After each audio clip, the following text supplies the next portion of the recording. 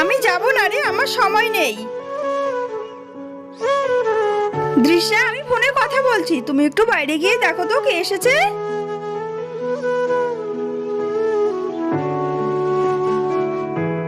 দৃশ্যের আবার কি হলো, কথা বলছে না, কখন কি যে হয় এই মেয়েটা, আমি গিয়ে দেখে আসি। দৃশ্যা, ঘরে নতুন ঝুড়িটা আছে, এনে দাও। আমি বুঝতে পেরেছি দৃশ্যা আমার সাথে দুষ্টুমি করছে। দৃশ্যা, তুমি চলো ডালে ডালে, আমি চলি পাতায় পাতায়, এবার দেখো আমি কি করি।